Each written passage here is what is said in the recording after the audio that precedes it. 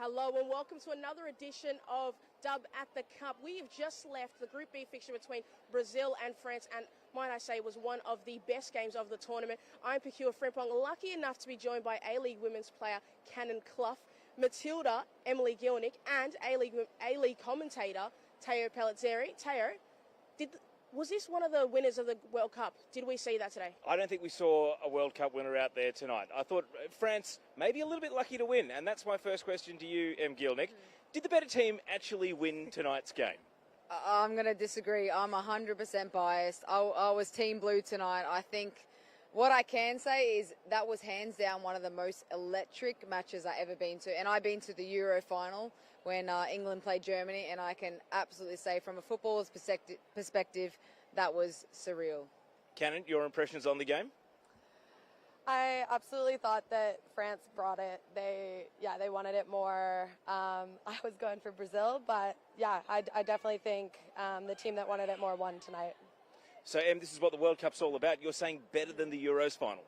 Oh, I can't even explain it. I've never seen a football stadium rumble every second of every minute for 97 minutes. Like, it was unbelievable. It gave me goosebumps. It gave me hope for what the future of women's football looks like ahead of time. And yeah, it was unbelievable. For me, it felt like a grand final. It was phenomenal. And I'm glad. Thanks, Kenza Dali, for the tickets, by the way. She had an unbelievable game. I think the French team dominated the first half. I feel like Brazil tried to come back with a strong start of the second half, the first 10-15 minutes, and then it kind of became an open match. But predominantly, I feel like France deserved the win, but that's me. Cannon, how would you describe the noise within that stadium? I mean, 50,000 or 49,000, majority of them Brazil fans. From the warm-up to the final whistle, it was loud in there. It was absolutely buzzing in there. Everyone around us was screaming the entire time. That was the most intense wave I've seen from the entire tournament. Yes. It was just like everyone had it at the same time. Yeah, the Mexican wave was unbelievable. Yeah. It was like the whole stadium. You could just tell it was football fans. They were there, happy to be there, and just like passionate, electric, like you said. So a major event like this can have nights like this. And what about the flow and effect, making sure that when the circus leaves town or when the festival leaves town, the carnival leaves town, that some of the fans stay behind and continue to support Australian football? Yeah, look, I really hope that's what everyone experienced tonight. I hope that they think every women's football match in particular can bring this kind of eruption to the game. It was special tonight. I really can't put it into words. I'm actually speechless because it's the first football game where I got these kind of emotions, these kind of feelings of. It was louder, and I can proudly say it. I've been to a lot of Premier League men's matches. It was louder, and it had more energy than any men's football match that I've ever experienced. Ever. Incredible. Pokuah, same question back to you. Did the better team actually win tonight? I think yes, but I could understand if you said to me Brazil were fantastic, because Brazil did have their moments and they were certainly dominant, particularly at the start of that second half when they got their goal. They were really, really good and they had some great moments. They missed some crucial chances and I think that ultimately cost them. But France, when they needed to turn it on, they certainly turned it on. You mentioned your friend Kenza Dali got your tickets. She started, played really well. Describe her game to us. Yeah, look, I was pretty happy to see her starting. I tried not to mess her. I just tried to give that personal space to play her. So it was a kind of a surprise to me. I was happy considering she didn't start the last one. But look, for me, I know what she's capable of. She's a baller. She's skillful. She's talented, and I think she earned her spot after coming on in the first match in the first group game. I think she earned the right to start this next match. And for me personally, without being biased, I feel like she delivered. Cannon, it took us about 2 minutes, Pokuah and I, to say, hey, France are on. The ball speed was so much higher than the game against Jamaica. What stood out to you about the footballing spectacle tonight?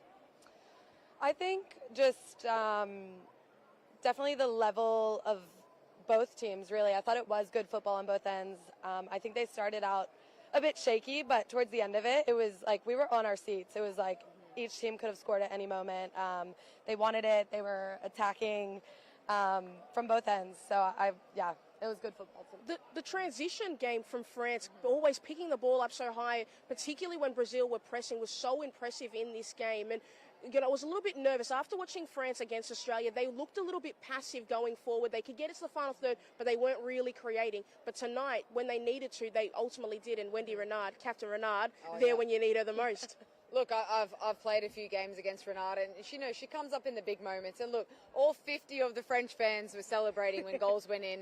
The other 49,500 were sitting down. So look, it was a spectacle. But look, Renata, she turns up in big moments. She's an experienced player. She's been to a million of these. I can't even count. It's phenomenal. But yeah, the big players turn up tonight. But yeah, ultimately, the French team, delivered, I feel. Brazil had some really great chances that they didn't score, and everything hit the back of the net against Panama. Not the case against a much higher standard of opponent tonight. How much of that was the occasion? How much of that is France a better defensive team? Or can Brazil walk away saying, we really blew it tonight? I feel like sometimes it's a game of luck, but you also, I hate to say it, I'm using Alan Stadgik's famous words now, you make your own luck. That's for you, Alan. But yeah, no, they made their own luck. Everything fell to them, but they wanted it more. It was a game of desire, and to be honest, the team in blue wanted it more. Now, the other match in this group between Jamaica and Panama is taking place as we speak. So, Cannon, do Brazil bounce back against Jamaica? They've got to go play them in Melbourne. Do you think that they will win 2 out of 3, get through to the knockout rounds?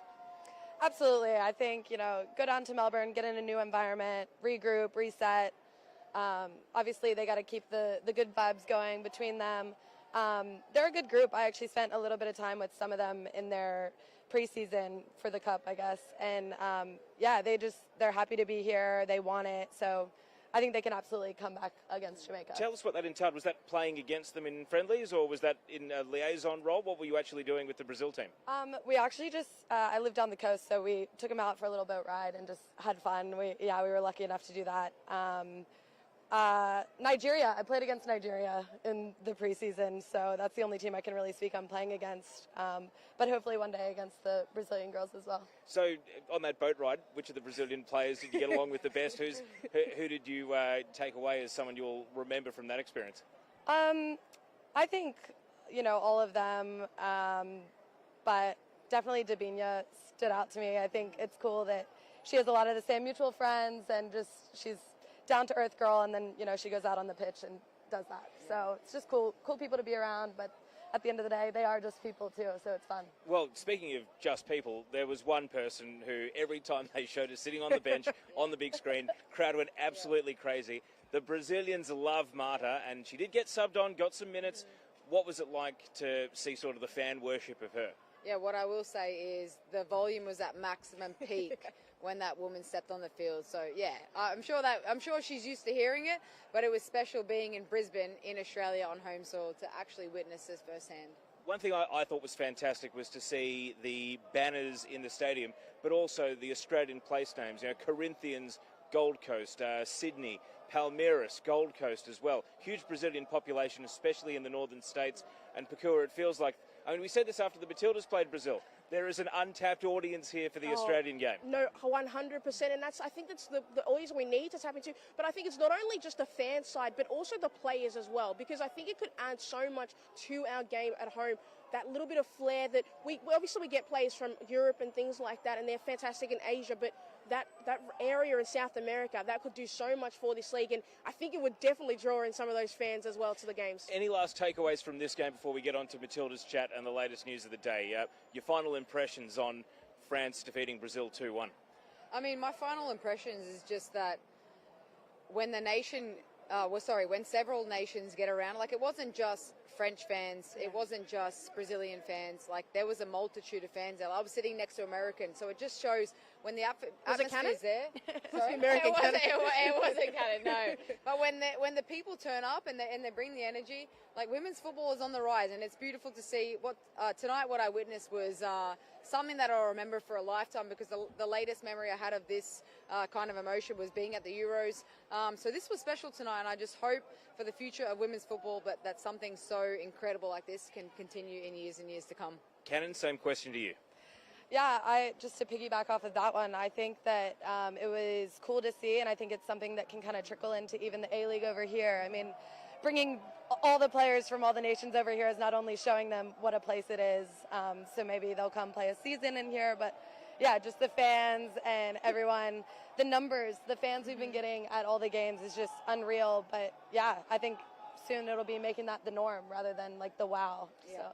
All right, let's get on to the other news of the day. Sam Kerr and Ellie Carpenter fronted the media out at Queensland Sports and Athletic Complex. I got a bit nostalgic about the set of stairs, speaking of Stadge, that remember the game when you scored in the last minute and then Stadge got sent off, that semi-final, Brisbane Roar versus Sydney FC. And they unlocked a memory there. No, well, just they cut away to Stadge sitting on the stairs looking sad, and I walked past that same set of stairs today. Nostalgia. Anyway. Unforgettable memory, that one. Well, yeah, I remember you scoring. Do you? I mean, of course I remember it. Yeah, it was, that was a moment, let me tell you that. Same as Teresa Pellizzeri, talking to her about games she played in that she didn't. I'm sure Teresa Pellizzeri has a different opinion to mine, though, yeah. All right, but back on message. Sam Kerr faced the media, said, I will be available to play if selected. What was your interpretation of what Sam Kerr had to say? Yeah, what I love about Sam Kerr fronting up to the media, it's similar to what you said. I think what she's trying to do is just stop the shadow of doubt coming from the horse's mouth. Sam Kerr herself just telling the public and the media, okay, I'm available. I'll play if I can play. It's up to this, and this. And she's just setting the record straight. So I love her honesty for that. And also what she's trying to do is take a bullet for the team, like I said earlier. I think she's setting the record straight so then the nation and the Matildas can focus on themselves, because the most important thing on Monday night is 3 points. So obviously we as a collective hope that we see an appearance from Sam Kerr, but ultimately it's up to her and whether she's fit to play. Is that road to 3 points Sam Kerr starting or Sam Kerr coming off the bench? For me, it's Sam Kerr coming off the bench. I don't think she needs to risk herself too early. I think if the team can secure 3 points, it could be one of those decisive moments. Look, if we're 1-0 down or we're 0-0, does Sam Kerr go on? Does she not? I think it's ultimately her decision, and it brings a little bit of excitement. It's a bit of drama football. It's a spectacle. It's something we're all thinking about, wondering, hoping, wishing. But at the end of the day, we need to back the girls, because that's what she wants, and I think we owe respect to that. And so I think it's going to be a last-second decision, 100%. Ellie Carpenter mentioned that Mary Fowler trained. That's also great news. Yeah, Mary Fowler is exceptional. I think you saw in Ellie's press conference there how much she means to the team. Not only is she an amazing person, incredible woman, such an athlete, and such a talented, gifted player. So she's a massive positive to have back in the squad. So yeah, I mean, does he start her? I hope so. Is she recovered enough? It's inconclusive. So we'll see what happens. But Mary returning to the squad is a massive positive for the Matildas. Pokuah, you were out there. Your impressions of both Sam and Ellie and what they had to say? Well, I thought the first thing that I really noticed was Sam's energy. She seemed really positive, really calm, and I think that getting in front of the media has allowed her just to focus now on the game, and we know that she is going to be available. Obviously, I think that the aim should be to come on in the second half, because it changes the dynamic for Canada as well. For Ellie Carpenter, I think it was really important that she mentioned Mary Fowler. I think the most interesting thing I took away was that she spoke about Mary Fowler like she was a senior player, and obviously Mary Fowler is only, I believe, 21 years old. So to say that about that, you can recognise how important she is for that team. But I think looking at that Matilda side, they all do look a lot calmer, and you need to be calm heading into that big game against Canada. All right, Pokuah, let's move on to the other big news of the day, which came out of the England camp. Bring us up to speed. Well, biggest news from the England camp, Keira Walsh only just came out a few minutes ago. She hasn't torn her ACL, so she is not going to play the game against China, but she hasn't torn her ACL, which is fantastic news, because we know how important of a player she is for that England side and how great she is for women's football in general. No, absolutely. I mean, you just told me 5-10 minutes ago, and it was a nice feeling for me to experience that, because often when female players go down and say, I've done my knee, and you see them hitting the ground, you almost know it's a done deal, and that plays out for the year, not only for the national team, but also for their club. So it was a sad moment. I remember when we talked a few days ago, I was crossing my fingers saying, I really hope it's not the knee. Yeah. And here we are now, wishful thinking. And, thank you to the football gods.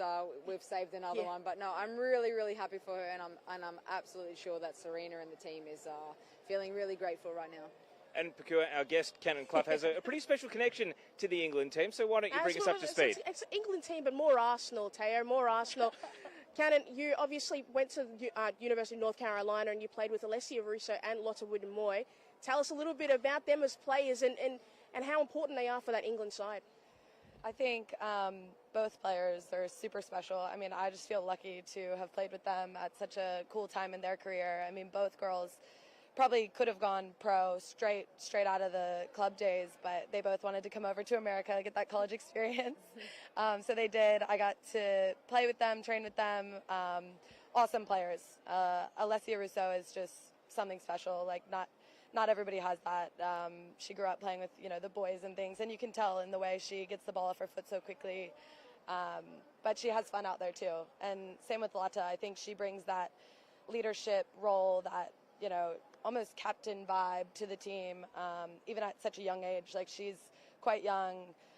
Same as you were speaking about Mary Fowler. Like, everyone just treats her like she's a super senior member of that team, and same with her club. And it's super cool to see them both sign at Arsenal. So that Hey, here it is. Here it is. We're winning the league, ladies and gentlemen. We're winning the league. Cannon, in college, did you ever imagine that Alessia Russo, when Arsenal initially bid for her in the transfer window halfway through the season, they were going to break the world record fee, and Manchester United said no, only to lose her for nothing? But did you ever envisage that she might be the sort of player that would command a £500,000 fee and perhaps one day be the most expensive women's footballer in the world? Absolutely. I back her. I back any of my friends, but I think she's a special footballer as well.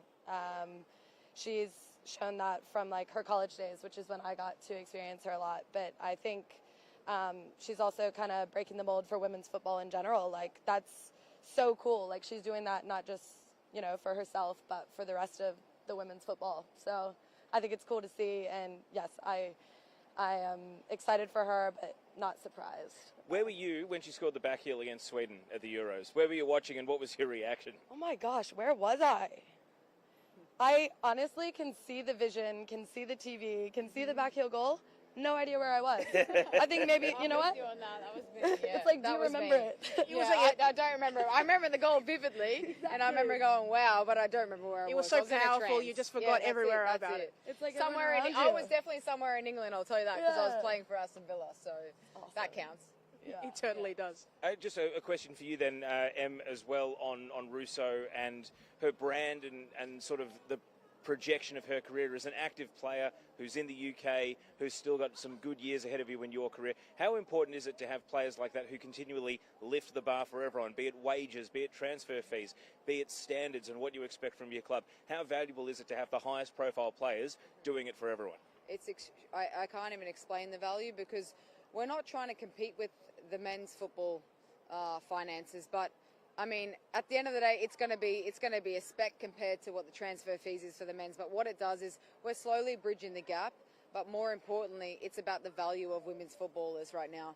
And she is the stepping stone as to what that value is. I think Sam Kerr is the Australian stepping stone. I think Russo is the English stepping stone. And we just need to build and build and build on this women's football value, because it's so crucial for where women's football is going. And it's the future of where the game needs to go. So it's a big step in the right direction, and I'm really pleased for her. Now, Cannon, in addition to being a footballer and also the boat captain for the Brazil team when they were acclimatising, Pokuah's got another question about it. Another very important role that you undertake from time to time. Now, I have labelled this is the person, the most important Matildas member. Now, her name is Harper, Katrina Gorry's daughter. Now, you obviously spent some time with her and you used to play with Katrina down at Brisbane Roar.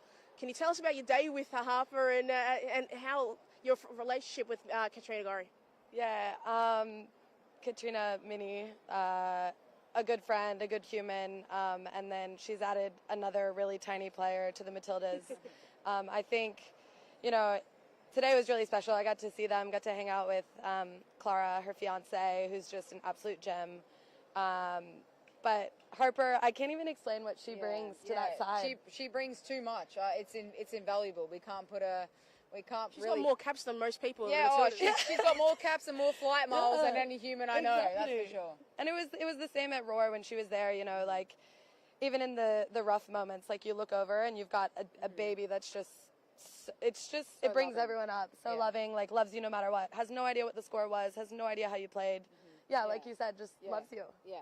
As a player who's played in college, you've played obviously NPL, so sort of semi-pro, and also at a professional level in the A-League. How important is Katrina Gorry as someone who shows that you can be a mother and play, but also how important is she for just the treatment of players as professionals in this country, setting that sort of an example? Yeah, I think she's paved the way, truly. Like we were talking about the girls with the finances, but I mean, to see her as a mother and to be, especially, you know, starting out as a single mom, like she brought Harper everywhere. Like it was not even a question that was asked. It was, she's coming, so, you know, let's cater to it. And it was the expectation rather than the, you know, and now it's becoming the norm. Like I feel like everyone's starting to get their kids more involved and around. And I mean, off the back of that, I feel like Minnie's paved the way in so many ways, because I think for the longest time female athletes have put on hold having a future and having kids and having a family because they were scared of losing their careers, not only financially but physically. And Katrina Gorry single-handedly has showed that this is possible. And if I'm honest, she's probably playing some of the best football of her life, and she's a mum, and she's a healthy mum. Yeah, she is at her peak. This is the happiest and the best I've seen her play. Incredible to see, and it's truly inspiring. So, with that said, on the pitch on Monday, how do you think the Matildas will go against Canada? Just out of interest, I mean, if you were at UNC, I'm assuming that you probably played against some of this Canadian team over the journey. Do any of them stick in your memory as college opponents, or just in general, how do you think the Matildas will go? Yeah, I'm trying to think through the roster. Probably, definitely, I feel like I meet an American or a Canadian over here, you know, every other day that they're like, oh, we played each other in college. And I'm like, yeah, we did. That's so awesome. But no, I off the top of my head, can't think. But yes, go Tillies. I think it's going to be a great game. I think it's going to be, you know, a tough game for both sides. I don't have a clear scoreline even or winner in my head, but obviously go Tillies. All right, let's get into the other game of the day, which was quite a statement. Sweden smashing Italy 5-0. You've caught bits of this. You did mention that your friend... Prediction on point. Yeah. So did you ever imagine that your friend Amanda Ilstead might win the Golden Boot for this tournament, given she's now up to 3 goals? Look, I didn't imagine it, but all I can say is I don't want to compare it to Wendy Renard, but as a centre-back, she is so clinical on set pieces, and she delivers, and she did that for PSG, and she'll do that for the next club. But she always pulls up strong for the national team, so it wasn't a surprise for me. I was extremely happy. I had a little fist pump in the air, and I said, yeah, I was right. Yeah. You know? What makes her so good in the air? Because this tournament has been marked by so many aerial goals and, to be honest, bad aerial defending, allowing so many aerial goals. But what makes Amanda Ilstead a good player in the air? I can tell you exactly what it is. When you're a defender and you're sitting in the back line for such a long time and you get a chance to go up for a corner, you're putting every ounce of your energy into getting your head on that ball and getting a goal for your team. It's the only time you get to contribute up forward. So, no, she's just clinical in her timing. She's just precise. She's aggressive, and she puts her body on the line. And that's what you want from a central defender. Another great example of that is Alana Kennedy and Claire Polkinghorn. They've done it over and over again for our Matildas team. And, so thank you, Amanda, because you served me well. Sweden, proper contenders now. I mean, they've won 2 from 2. First one was unconvincing, but maybe South Africa better than we thought. So can you see them potentially challenging America, given they're on America's half of the draw? Absolutely. I think Sweden was tough to play in the Olympics. It's very, very fresh in the mind.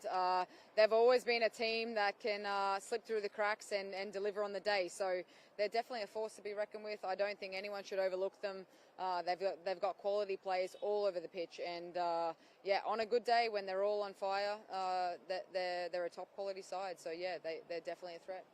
All right, Pokuah, your impressions, because Italy, they're not out, but gee, South Africa would really fancy their chances of beating Italy in order to get out of the group and go through to the knockout rounds. No, certainly, and that Italy-South Africa game, I think, is going to be one of the most entertaining games of the tournament, because South Africa, in the game they played they were so good going forward. I could not believe they ended up drawing to Argentina because they missed so many big opportunities.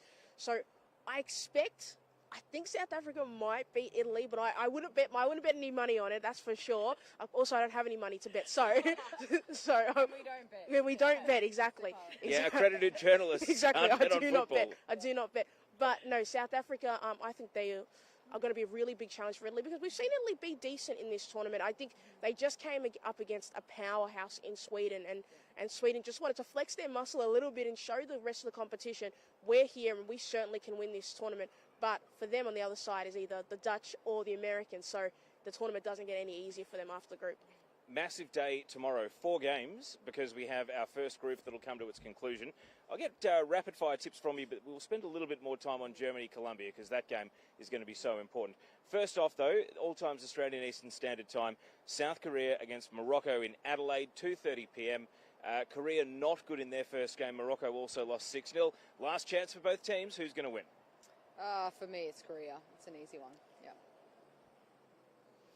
I think I'm going Korea as well. Yeah, I think, I will say on that, they had a shaky start, but look, at the end of the day, they're a quality side.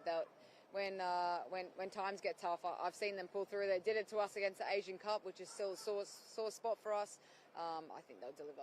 Pokuah, your pick? Yeah, I think I'm going to go with South Korea. I would love Morocco to get a win because they've invested so much in women's football, and it would love to be a nice story. But South Korea, they've got some tremendous players, and I think it would be a sad to lose them so early in the tournament. I definitely think Morocco can score.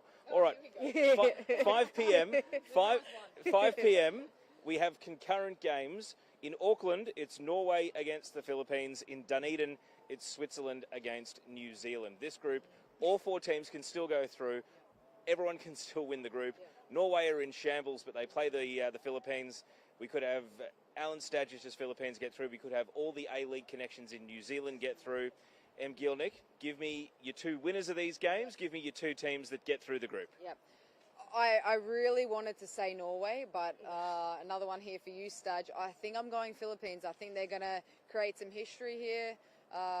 They've obviously had a really special moment between the team in this last match, and I think they're gonna come in hot and throw everything at this last game. And then out of New Zealand and Switzerland. Yeah. So I know a couple of the Swiss players. I mean, that's going to be a match. I can tell you that. They both need a win, right? Pretty much. I mean, Switzerland can get through with a draw, but they may not necessarily top the group. But tell us the Swiss players that you know. Yeah, Alicia Lehmann, Leah Voltier played against Ramona Bachmann, obviously. And, they're a quality side. Do I think they've had the best tournament so far? No. But at the end of the day, New Zealand, host nation, it just sets it up for a spectacular of a match. So I'm actually excited to see that. But I do think, and I normally wouldn't say it, but I think maybe New Zealand, and I'm really sorry. I hope Alicia Lehmann doesn't see this. Cannon, give us your predictions for those 2 games and who gets out of the group. All right. For that first one, Philippines. I feel like, again, I want to see that, so maybe I'm like manifesting it. I think it could be a really cool story. I think they really want it, and they are going to throw everything at it, because what else are you going to do in the World Cup? Both teams will. And then, New Zealand. That's it. I've got home country, obviously, and then Katie Bowen. She was also at Tar Heels, so I love her. She's a good friend, and I want to see them do really well in this tournament as well. But I think that they also have shown that they can, so I'm going to go New Zealand. Pokuah, can the Philippines get through, given that their amazing support? No. You know what? Given that their amazing support, they have been energised by that win against New Zealand. Philippines were one of my dark horses. I think they will get that win. Unfortunately for me, as a proud New Zealand passport holder, I do think the Swiss are going to beat New Zealand at the end of the day. So it's going to be Switzerland and the Philippines who get through. But I still do love you Kiwis. You guys are fantastic people. All right, so those are the predictions for tomorrow. All right, let's get to the late game, because Em Gielnik, you played for Bayern Munich. You know a lot of the German team. They play Colombia. Of course, both these teams won their opening game. Germany's got the goal difference advantage, but Colombia, I'm telling you, in Sydney, it'll be equivalent to what we had in Brisbane here tonight. They were so loud in the game against Korea, and this is going to be one of the, if you don't have a ticket but you can get a ticket, this is one you want to go to. Who do you think wins? And tell us a bit about some of your connections to this German team. For me, once again biased, it's Germany. Since I was at Bayern Munich, Kathi Hendrich, she's been unbelievable. Her service, she set up Pop a couple of times. Pop, just speaking of her alone, she's an absolute powerhouse. I think she's showing her real talent on the world stage right now. Lena Magul, obviously a big standout in the midfield. Unfortunately, there's been a few injuries with Julia Gwynn, Linda Dullman, and Caro Simon, 3 players that I also previously played with. So, there's some disappointment there in terms of depth. However, I mean, they're the German powerhouses. And if I can speak from experience, last time seeing Germany, I think they lacked when they didn't have Pop, and now they have Pop in her natural position, and she is just a goal-scoring machine. So I know Colombia's got some special talent there, but I think Germany's going to be too strong, too physical, too aggressive, and too fast. Just on Pop, I mean, she had an amazing Euros, and that was after not playing in the club season and spending most of it rehabbing. What is it about her as both an athlete and a person that means that she's able to find her best off very little preparation time? I mean, look, when you've been out of the game for so long with injury and you've had so many ups and downs, I can't explain the fire in your belly that ignites. She's eager to get out there. She's proven a point, not just to herself, but to the nation. She deserves to be where she is. She's a phenomenal player. And look, if I was a centre back, I wouldn't want to mark her. She's an absolute brick. I've come up against her. She's a solid girl. She is when I say a weapon, I mean she's a weapon. And she has an eye for goal. It's not often I think I can count on one hand, girls that go in and throw their body on the line to score a goal for their national team, and she's definitely one of them. So she's a force to be reckoned with. Certainly Germany looking menacing after winning their first game 6-0. Cannon, what's your pick here for Germany against Colombia? I'm going to have to go Colombia. Like, simply, I don't know. It's amazing what that electric atmosphere can do. So I'm kind of hoping for... ultimately, I do think it would be a bit of an upset, but Colombia, I think, let's just see what happens, because I don't have too much to say about how they would do it or what's going to happen, but I'm going to go Colombia. That's fair.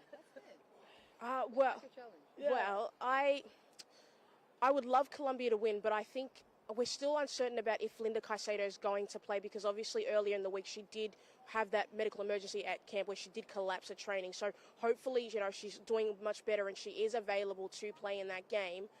But I did pick the Germans to win this tournament, so I think it would be bad of me not to pick the Germans to win this game. I said they'd be in the finals, so that's on me as well. Yeah. Gotta go. I think the Germans get the win there. All right. Now, Dub at the Cup is relocating to Melbourne as of tomorrow. But Em Gielnik, you have been so fantastic giving us your insights, of course. Just a brief one on your future. The Olympic qualifiers are coming up in Perth in late October, early November. Australia's group, Iran, Philippines, and also Chinese Taipei. I know this because I'm going to be commentating the non-Matildas games between those three, so plenty of homework about to come up. But you have got a target squarely on that. Yeah. Tell us about your own rehab. Tell us about your own health and progression towards what you hope will be breaking back into that Matildas team. Yeah, look, I can't believe that we'll be running into Alan Stajic again. This thing is coming full circle once again. But look, it's on home soil. How much better can it be? Since missing out on this, my main focus is to get my ankle right. I want to be playing for a club that supports me, that believes in me. I want to be back in goal-scoring form. So that is the fire that I have in my belly right now, and I'm all eyes on the Olympics, but the World Cup first. So let's just get the job done here, and then full steam ahead on the Olympics. And cards close to the chest on club. Is this an ask my agent sort of situation? Yeah. My agent actually was sitting behind me. Yeah, this is a no comment situation. So well, you've given us so many comments. I can't begrudge you. Cannon, I understand it's similar for you. Of course, you've played in the A-League Women's the last couple of years, Brisbane, Newcastle.